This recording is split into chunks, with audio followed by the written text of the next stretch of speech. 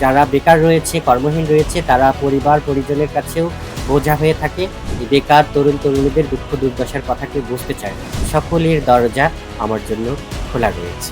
এই জনগোষ্ঠীর যত মানুষ আছি কেউ আমরা অনুভব করতে পারি না এই দেশটা আমার। রংপুরের নগরীতে যে শ্যামাসুন্দরী নামে একটি খাল রয়েছে, এই খালটি খুবই গুরুত্বপূর্ণ একটি খাল। এই খালটিকে পুনরুদ্ধার করে আধুনিকায়ন করতে চাই। রংপুর নগরীর মানুষকে গ্যাস সুযোগ সুবিধার জন্য সার্বিক ব্যবস্থা গ্রহণ করতে চাই এবং তিস্তা মহাপরিকল্পনা বাস্তবায়নে ভূমিকা রাখতে চাই। তরুণদের কর্মসংস্থানের অভাব।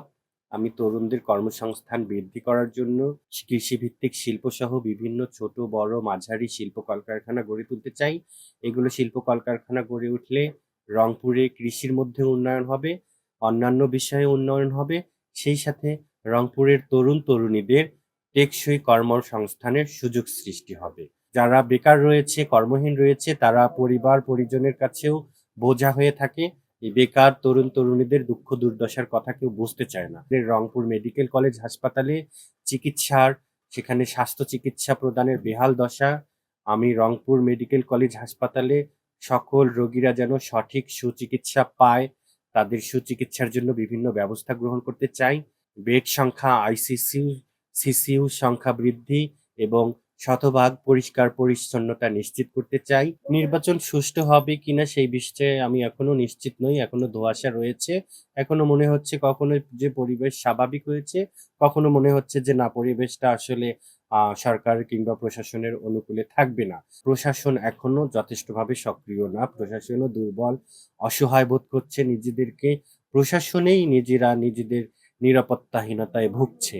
এমতাবস্থায় নির্বাচন আদৌ সুষ্ঠু হবে কিনা আমি ১২ তারিখ না দেখা পর্যন্ত সঠিকভাবে বলতে পারছি না। আমি যেহেতু স্বতন্ত্র, দলীয় পরাধীনতার বাহিরে এসে আ স্বাধীনভাবে রংপুর নগরীর রংপুরের মানুষের দুঃখ দুর্দশার কথা স্বতঃস্ফূর্তভাবে বলতে পারবো।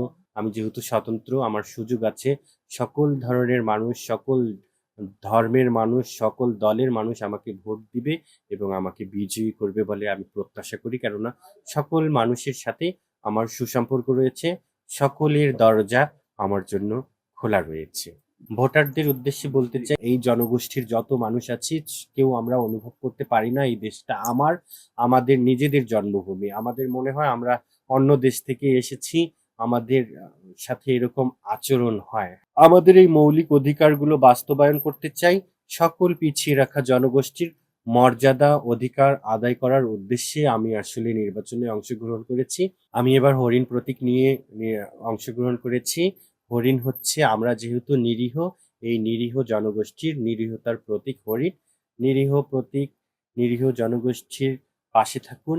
অবহেলিত মানুষকে, অবহেলিত মানুষের অধিকার মর্যাদা আদায়ের জন্য একটিবার আমাকে নির্বাচিত করুন।